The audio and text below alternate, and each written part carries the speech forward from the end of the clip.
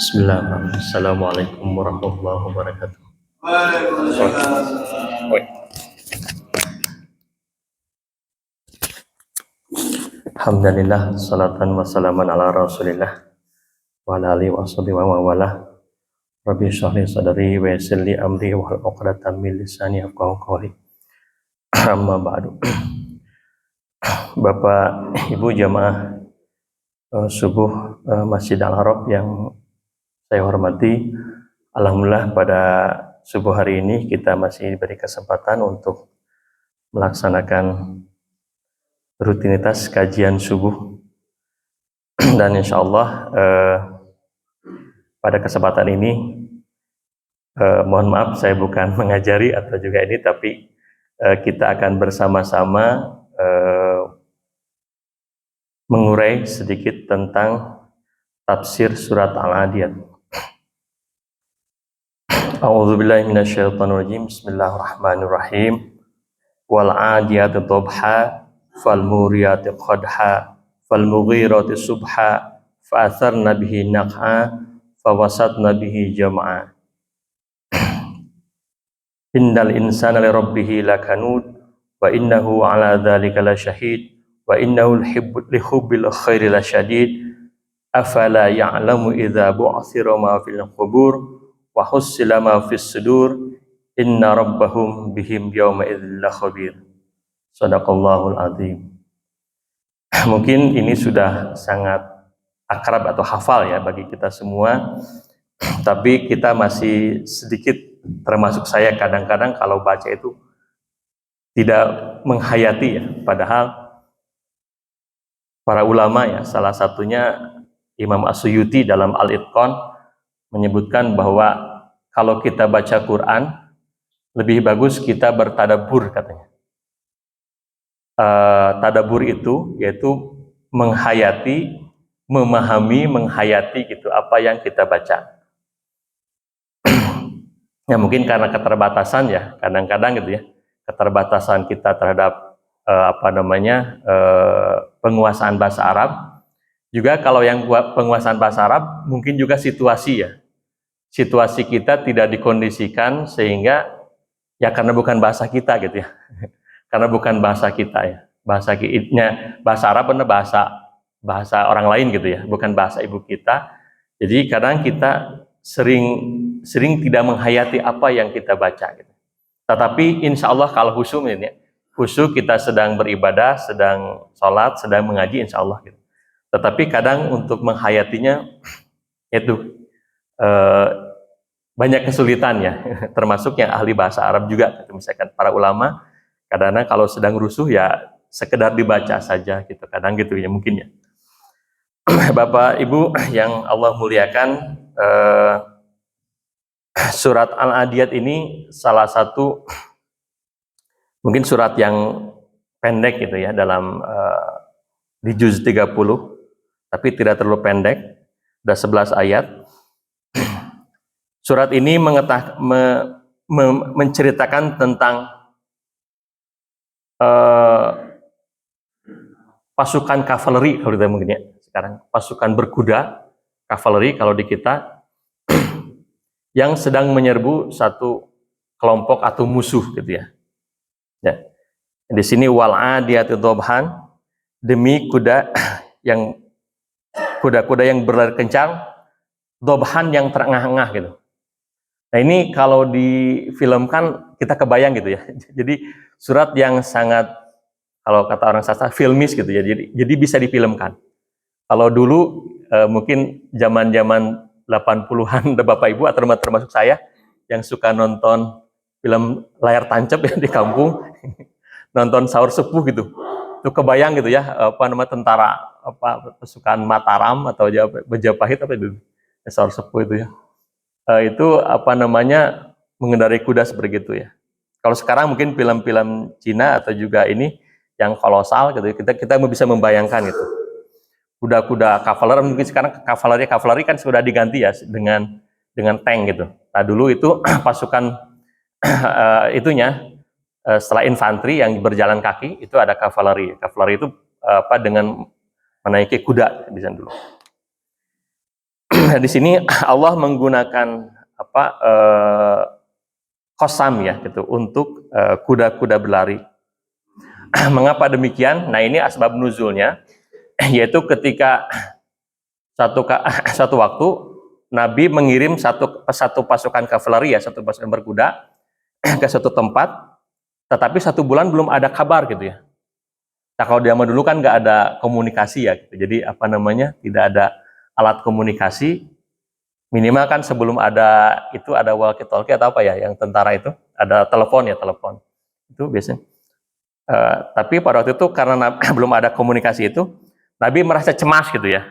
Dan kemudian orang-orang kafir di sekitarnya yang mengolok-olok lah, wah boba sudah hancur lebur ya gitu ya oleh musuh gitu ya. Nah, kemudian diturunkanlah surat ini untuk menjawab bahwa mereka baik-baik saja gitu ya. Baik-baik saja dalam keadaan yang dia bisa dikatakan menang mungkin kalau di sini ya. Wal adiyatu dobhan, dan demi kuda-kuda perang yang terengah-engah gitu. Ngos-ngosan lah kalau Sunda namanya. Fal muriyati qadha. Nah, ini ya yang cukup ini. Jadi digambarkan bahwa kuda itu saking kencangnya biasanya si larinya apa namanya kan kuda itu pakai sepatu ya, sepatu besi itu. Tapal gitu ya. Jadi kalau kena batu atau juga aspal atau jadi pasti mengeluarkan percikannya, percikan api gitu ya, yang memercikan api gitu.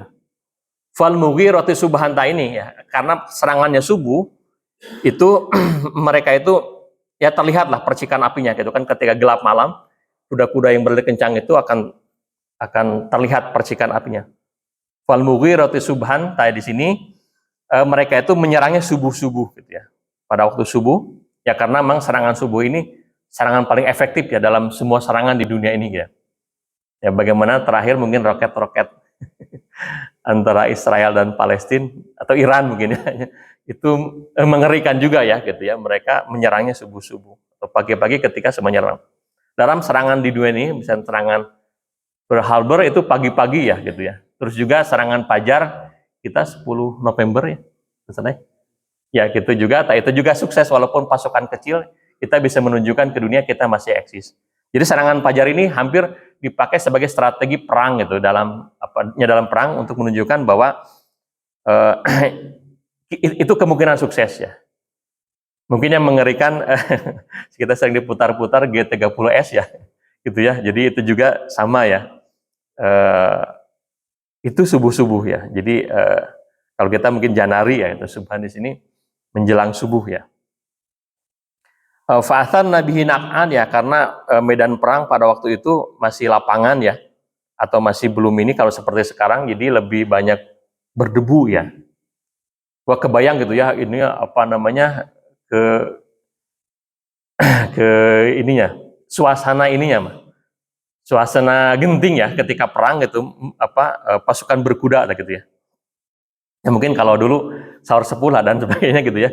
Jadi kita nonton itu tegang gitu ya, nonton wah perang apa namanya suara pedang dan sebagainya gitu. Terus masuk itu apa namanya kuda-kuda yang meringkik, kemudian juga kesana kemari lari dan debunya mengepul gitu ya. Fawasat nabihi jamaah. Nah di sini pasukan Nabi yang dikirim itu sudah masukin musuh, dan kemudian musuh bisa dipecah gitu ya gitu. Nah di sini ya menunjukkan bahwa pasukan Nabi itu menang gitu ya di sini. Nah kemudian di sini loncat ke ayat innal insana lirabbihi lakanud ya. Nah di sini sesungguhnya pakai inna taukid, manusia ini lirabbihi kepada Tuhannya lakanud, sungguh-sungguh yang membangkang ya. Jadi kanud itu dari Kanada ya. Kanada itu asalnya adalah tanah tandus ya. Tanah yang tidak jadi apapun ya ketika ditanam. Nah di sini kanud itu ya kalau pembangkangan lah ya, pembangkangan sesuatu terhadap kebenaran biasanya tidak jadi apa-apa gitu ya. Ya dimanapun ya biasanya gitu. Nah di sini pembangkangan terhadap Allah ya sudah memberikan petunjuk kepada kita harus begini ketika hidup berkeluarga, bersosial, bertetangga, hidup bernegara, tetapi kita membangkang gitu ya. Gitu, misalkan gitu ya. Tadi sini manusia ini pada dasarnya adalah membangkang kepada sangat membangkang. Nah, di sini kanud itu wazannya faulun ya. Dari Kanada kayak kafur ya. Kafir, kalau kafir itu membangkang biasa gitu. Kalau kafir ya isim fa'il, tapi faul itu sigot mubalaghah ya. Kayak fa'il, rahim, ghafur, ghafir itu memaafkan, tetapi ghafur itu maha. Tadi sini kanud yang sangat gitu. Di sini bukan maha gitu ya. Kita yang sangat ya. Nah, di sini para mufasir banyak menafsirkan bukan hanya Rob saja, tetapi pada nikmat-nikmat yang Allah berikan gitu ya. Ya paling sederhana mungkin nikmat badan kita ya, kesehatan gitu ya mungkin ya. Kita kadang suka lupa itu ya. Ya sudah Allah berikan petunjuk bahwa harus makan yang bergizi, tidak boleh makan yang sembarangan. Tapi kekeh saja gitu kadang-kadang ya, kekeh saja gitu kita di ini ya. Mohon maaf, saya selalu teringat teman saya yang suka kopi gitu ya, tapi agak ekstrim gitu. Kalau sedikit-sedikit, termasuk saya ada flu, Pak Budan tong makan obat, udahlah minum kopi gitu. Jadi segala macam kopi. Ya gitu, jadi mohon maaf ya Bapak yang ini, tapi mungkin yang ini sudah teratur ya insya Allah. Tapi teman saya itu sehari itu mungkin 5-10 gelas ya. Ya mungkin usianya ya 2013-an, di atas 3 tahun sama di atas saya mungkin ya, di sini di kampus. Sudah ada kabar gitu, inilah ya. Tak gitu ya saya mungkin itu ya, ada yang kita selalu ekstrim gitu ya. Selalu ekstrim ketika sesuatu, sehingga itu ya nikmat-nikmat yang lain sepertinya ini gitu ya, ya mungkin kadang gini, mohon maaf mungkin ada Pak Dokter ya, dokter yang tahu gitu ya, ketika sakit itu kan itu diberikan nikmat sambil satu sisi ya, kita semua diistirahatkan di semua organ itu supaya semuanya di recovery gitu ya, di ini kan, jadi supaya kita sendiri diberikan ada mungkin musibah ya itu tetapi itu harusnya kita menjadikan recovery gitu. Recovery itu ya penyembuhan ya, semua diistirahatkan, semua dipulihkan kembali gitu ya dengan sakit itu, walaupun hanya dengan flu gitu ya, flu batuk, tapi ya kita istirahatkan semua. Biasanya semua organ itu ya termasuk ini. Nah katanya gitu ya, kalau yang ini dari jam 11 sampai jam 1 kalau saya, itu ginjal itu ketika ditidurkan, itu semua merecovery ya. Nah, makanya kalau begadang, begadang kita mungkinnya yang sampai jam 1, jam 2, bahkan jam 3, nah itulah mungkin ya itu seperti teman saya itu ya, mohon maaf ya, teman saya itu suka begadang. Jadi yang begadang itu, dengan begadang itu salah satu fungsinya ginjalnya yaitu sakit gitu ya, tidak dan biasanya kalau suka gini ya, kalau yang diberikan ujiannya sakit-sakitan, itu sebenarnya satu peringatan gitu kadang-kadang ya. Jadi warning gitu. Oh, kita harus istirahat. Nah gitu. Kalau yang tidak biasanya suka sekaligus plek gitu ya. Kadang-kadang gitu ya. Jadi nah di sini kembali lagi kita suka lupa ya terhadap nikmat Allah, termasuk juga mungkin sakit ya. Sakit itu ya satu teguran, dan juga bisa saja nikmat ya, istirahat lah, semua dari kesibukan yang terlalu, semua hal gitu ya, fisik bahkan psikis kita ya, pikiran dan perasaan kita menjadi sangat berat gitu ya. Nah di sinilah kanud ya, kadang kita suka nolak ya gitu. Saya mah sehat gitu mungkin ya.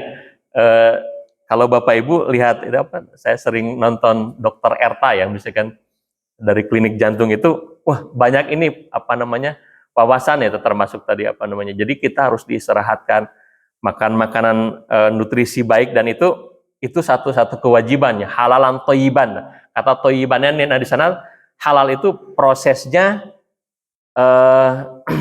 proses dan juga zatiyah gitu ya, termasuk kita mungkin boleh saja halal, tetapi misalnya mohon maaf kita punya gogog punya kita tak tidak boleh gitu, karena tatoyiban itu yaitu hari ini kita tidak merusak badan ya, baik misalkan gizinya kurang juga, atau juga kalau dimakan berlebih tadi, mohon maaf, seperti kopi misalkan terlalu berlebih ya, itu kan kafeinnya lumayan ke jantung dan sebagainya. Nah itu, jadi sekali lagi, innal insa tadi sini ada inna ya, taukid, terus juga la kanud, terus juga kanud, nah gitu ya. Jadi ya manusia sekarang suka merasa begitu ya, sehat abdi mana tenanaun kadang. Ya begitulah ya, mungkin termasuk saya juga kadang kalau pada punya mah, tapi kadang-kadang kalau sudah masuk ampera, aduh sayang ya gitu, tidak dimakan. Kata itu ya, kadang suka lupa gitu, atau juga lagi ngebaso, gitulah. Kayaknya kalau nggak pakai saus, pas sausnya tak ada pedas, aduh. Tapi kalau nggak dilanjutkan, ini sayang mas, ada dibuang atau juga dibungkus. Nah kadang suka begitu ya, dan itu hal-hal yang kecil ya bagi kita. Ya, dan hal-hal yang besarnya mungkin ya, orang-orang mungkin kadang-kadang ya ini sudah jaya ke atas ya, kemudian merasa bahwa kesuksesannya adalah miliknya, atau juga bukan, tidak ada bantuan dari Allah yang sudah berikan nikmat yang materi banyak ya, akhirnya misalkan poya-poya dan sampai jatuh gitu. Nah kadang-kadang ya lupa gitu bahwa itu bahwa hal itu adalah peringatan ya, kalau sudah jatuh itu peringatan. Banyak yang lupa gitu ya, bahwa jatuh ini ada salah manajemen dan sebagainya dan sebagainya. Itu ya, jadi di sini ya peringatan dari Allah bahwa manusia itu suka lupa terhadap nikmat Allah. Harusnya kan nikmat itu dijaga ya, yaitu dengan syukur itu ya, dijaga, kemudian ya kebaikan-kebaikannya ditingkatkan lagi. Kemudian wa innahu ala dzalika lasyid, dan nah di sini manusia itu melihat ya, misalkan kalau orang yang berusaha keras, kemudian salah manajemen, kemudian jatuh, itu melihat ya. Sampai jatuhnya itu kadang orang tahu, oh ini saya akan jatuh ketika manajemen saya salah gitu. Atau juga ketika kesehatan kita sudah tahu ini sakit, tetap aja makan makanan yang dipantang gitu oleh dokter gitu. Kata dokter jangan makan ini gitu. Gitu. Kadang-kadang melihat gitu. Nah, di sini wa innahu lihubbil khairi lasyadid. Kemudian di sini ya, sesungguhnya manusia itu sangat menyintai khair. Khair itu kebaikan aslinya, tapi dalam Quran banyak diartikan sebagai harta kekayaan. Ya, jadi ya karena manusia ini misalkan, mohon maaf ya, karena misalkan kita sangat suka kopi, padahal kita sudah mules gitu, sudah kadang-kadang gitu ya, aduh lebarnya kopi udah mahal ini ya. Tak gitu kadang-kadang gitu, seperti itu sederhananya. Atau kadang-kadang kita sudah tahu bahwa yang kita lakukan itu salah gitu ya, tapi kekeh ya, karena ini demi mendapatkan cuan, mendapatkan uang gitu ya. Jadi karena ya targetannya duniawi mungkin ya di sini kata khair ini, karena apa yang kita lakukan itu dapat reward atau feedback duniawi, ya kita kekeh saja dilakukan ya, padahal itu ya bisa menghancurkan kita gitu ya. Ya karena ya kita ngejarnya materi mungkin ya. Nah di sini Allah memperingatkan, afala ya'lamu idza bu'thira ma fil kubur. Nah di sini ya, jadi kita itu harus ingat bahwa kita itu akan ada hari kebangkitannya. Jadi ada kehidupan setelah mati gitu ya. Jadi kita harus ingat bahwa misalkan mohon maaf ya, misalkan contoh, misalkan kita diberikan amanah jabatan, udahlah korupsi lah sebaya untuk keluarga kita, misalkan korupsi saja, setelah itu meninggal gitu ya. Sudahlah, kita kan sudah meninggal, itu kan udah bersih, tidak terlacak lagi, semuanya sudah diwariskan, jadi sekarang mungkin dicuci uang ya, dipindahkan rekeningnya ke rekening istri, anak, dan nah itu kita harus sadar ya sebagai umat muslim bahwa kita akan dibalas gitu ya, akan dibalas gitu ya. Nah di sini Allah mengingatkan, afala ya'lamu, apakah manusia itu tidak tahu, tidak ingat, tidak tahu ya, idza bu'thira, ketika dibangkitkan, ma fil kubur ya. Kalau Pak Quraish Shihab, bu'siro itu dibongkar ya gitu ya. Katanya diterjemahkannya dengan dibongkar. Ya mungkin hari ini kita bisa saja ya, karena hari ini banyak makam-makam yang dibangun ya dengan begitu mewahnya, sehingga gitu ya, kata itu bisa tepat menurut Pak Quraish Shihab. Wahus silama fisudur di sini ya. Jadi semua nanti apa yang kita sembunyikan mungkin hari ini tidak terlacak oleh KPK, tidak teraudit oleh BPK gitu. Nanti bakal bicara sendiri gitu kan. Apa seperti dalam surat Yasin itu?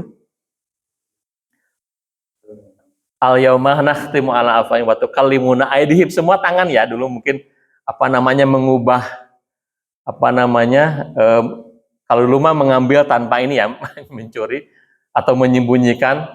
Kalau hari ini kan membuat laporan palsu gitu ya, tangan kita membuat laporan palsu, mark up lah gitu istilahnya, menaikkan anggaran gitu untuk ya, itu korupsi lah, salah satu bentuk korupsi. Nah, nanti semuanya bicara gitu ya. Inna rabbahum bihim yauma idzil lakhabir. Ya di sini sesungguhnya Tuhan mereka. Nah di sini ya ada namanya iltifat dalam bahasa. Kok tadi diredasikan innal insana ya, hanya satu manusia gitu. Walaupun sebenarnya semua manusia, karena ada alif lam itu namanya lil istighraq ya. Jadi semua manusia gitu ya. Makanya di bagian akhir inna rabbahum gitu ya. Jadi hum itu kepada semuanya, semua manusia gitu ya. Bihim kepada mereka yauma idzil lakhabir. La di sini sungguh ya, sudah ada inna, kemudian la. Ini seperti mau menunjukkan tadi innal insana lakanud ya. Inna rabbahum lakhabir. Kata khabir itu bukan mengetahui seperti alim ya. Jadi khabir itu mengetahuinya detail gitu ya. Detail sekali gitu ya. Jadi kalau misalkan angka-angka itu 0, ada gitu. Apa diketahui lah gitu. Kayak para akuntan ya. Itu mereka para auditor 0, itu dihitung gitu. Kata itu kalau kira-kira seperti itu. Kata khabir itu detail ya. Jadi kalau kita menyembunyikan hanya 0, sekian sen gitu kan. Misalkan ya termohon maaf, misalkan apa di kantor itu ada uang titipan, kita mengembalikan 5.320.000 Rp5, misalnya 5 rupiahnya tuh itu kehitung gitu ya, lagi di sana ya. Jadi kata khabir itu kalau alim maha mengetahui secara keseluruhan, kalau khabir itu detail gitu ya. Nah di sini Allah menegaskan bahwa Allah itu maha mengetahui sedetail-detailnya gitu ya. Makanya dalam bahasa Arab kata para ahli itu disebutnya khubaro ya, dari kata khabir ya, dari kata khabir. Jadi mereka tahu detailnya gitu ya. Jadi misalkan gini, kita sekarang gampang saja kuliah atau jadi ahli dari sosmed, dari YouTube misalnya, bisa saja. Tetapi detail-detailnya kita banyak tidak tahu ya. Mohon maaf misalkan kalau misalkan ada kita mau jadi ulama ya, kita bisa saja dari mulai Quran tajunya dari YouTube, kemudian Qurannya, kemudian bahasa Arabnya, kemudian sampai gaya bahasa dan sebagainya, termasuk retorika, itu bisa saja gitu. Tetapi detailnya pasti tidak tahu gitu. Karena yang khabir itu yang betul-betul belajar secara sistematis ya. Yang di sekolah, yang kuliah itu. Jadi kalau khabir itu ahlinya itu ya. Ahlinya, jadi kalau ada sesuatu dia bisa mengembalikan, merestorasi ke awal gitu ya. Ya kalau kayak HP ya misalkan, kalau hanya montir biasa itu kan mereka hanya memperbaiki hal yang kecil. Tapi kalau ahlinya misalkan apa dari Apple misalkan, ahlinya dari Apple, dia tahu ada A sampai Z gitu. Dia tahu A sampai Z. Nah, khabir itu begitu. Jadi kalau ada sesuatu bisa dikembalikan ke asalnya. Gitu ya. Jadi kata khabir itu maha mengetahui sedetail-detailnya gitu ya. Jadi kalau ditafsirkan, kalau baca tafsirnya maha mengetahui sedetail-detailnya. Bapak Ibu jamaah Al-Arab yang Allah muliakan. Nah ini sedikit kalau kita renungkan ya, dari Al-Adiyat sampai surat kelima ya, ayat kelima, fawasat Nabi Jamaah itu tidak nyambung dengan ini ya, innal insana rabbih lakanud ya, dan sampai akhir gitu. Nah ini saya satu waktu ya dulu 2011 gitu waktu di Malang, ini saya baca-baca lagi buku sejarah Arab pra-Islam ya. Nah ternyata ayat ini bisa disambungkan sebenarnya secara keseluruhan, yaitu di mana gini, masyarakat Arab pada waktu itu nomaden ya, jadi mereka berpindah-pindah tempat karena mereka bercocok tanam ya, seperti dulu kita mah ngahuma lah gitu ya, waktu zaman itu ngahuma, jadi menanam ini tanaman di tempat-tempat yang ada air, tak air itu atau sumber air atau oase disebutnya di itu, yang di dalam Quran disebut dengan ainun atau uyunun gitu ya. Jadi mereka mencari oase, tiap kelompok gitu ya. Mereka berhidup berkelompok-kelompok, bersuku-suku, kabilah-kabilah, dan mereka mencari itu mata air. Nah, kelompok-kelompok yang kuat itu akan menguasai itu, ya. Karena pastilah kelompok yang lemah pasti kalah gitu ya. Kelompok yang kuat pasti menguasai itu ya. Makanya kelompok yang kuat mereka menanam tumbuh-tumbuhan, termasuk salah satunya kurma ya. Kurma yang kemudian pohon-pohonnya rindang. Nah, itu disebut dengan jannah ya. Jannah, maka jannah itu ketika datang Islam dipakai oleh Al-Qur'an untuk sebagai balasan orang-orang yang beriman, bertakwa dan berjihad. Maka orang-orang Arab pasti mau gitu. Jadi simbol bahwa ketika dapat, oh kalau sekarang mungkin dapat kebun sawit ya, misalkan ya, nanti dapat kebun sawit sekian hektar tak. Jadi kebayang jannah itu, oh langsung semangat gitu ya. Itu bagi orang-orang, walaupun di Quran digeserkan sedikit dengan mala ainun ra'at wala udzunun sami'at gitu. Jadi itu tidak ini. Jadi jannah dalam Islam itu yang abstrak atau nanti saja, yang gaib gitu nanti di akhirat. Nah itu jannah. Nah mereka yang sudah menguasai sana itu terlena ya. Karena kan mereka mendapatkan hasil panen yang luar biasa, mereka berkecukupan. Biasanya ya kalau sudah kaya kan suka banyak lupa ya. Kita lupa bahwa kita teh di samping-samping ada saudara-saudara kita yang suku-suku biasa atau juga yang tadi. Nah suku-suku yang miskin itu siap-siap ngadodoho lah kalau sebenarnya. Ngadodoho menyerang balik tak itu.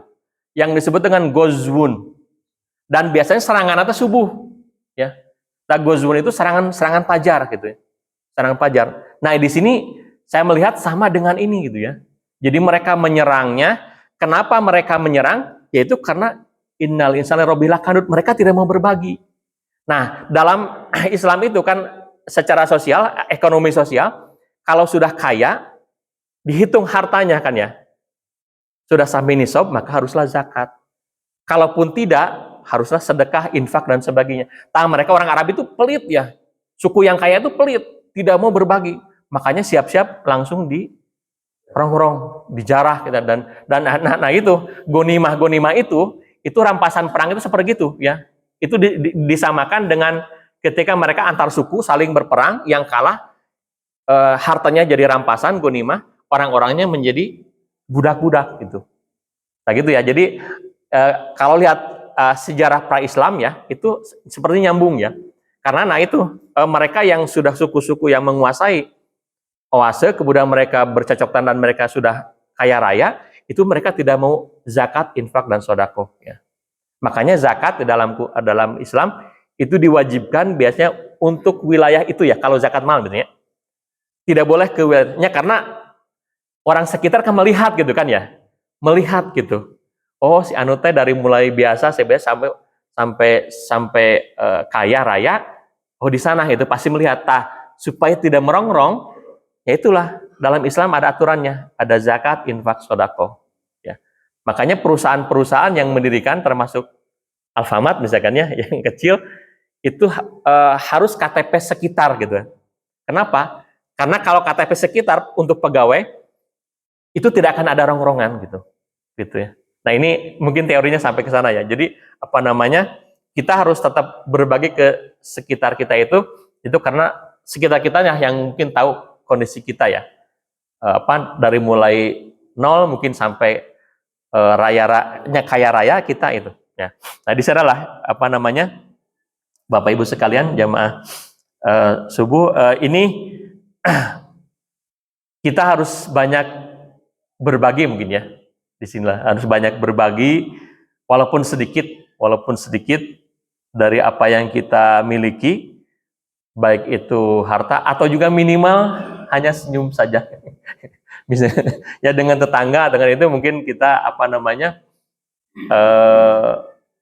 hanya melemparkan senyum ya, tetapi itu satu bentuk sedekah kan ya. Tabassumuka fi wajhi akhika sedekah. Jadi sedekah yang paling sederhana itu senyum, sapa, mungkin salam itu ya. Assalamualaikum. Nah itu juga ya, hanya anggukan jaya senyum itu satu bentuk apa namanya kebaikannya. Ya mungkin itu nanti ya, kalau kita ada sesuatu atau juga itu tetangga kita lah mungkin yang akan menolong kita gitu ya. Mungkin itu saja sedikit ulasan dari tafsir sederhana ini dari surat Al-Adiyat. Mohon maaf yang sebesar-besarnya jika ada hal-hal yang kurang tepat dan kurang berkenan. Wal-afu minkum, akhirul kalam. Assalamualaikum warahmatullahi wabarakatuh. Waalaikumsalam.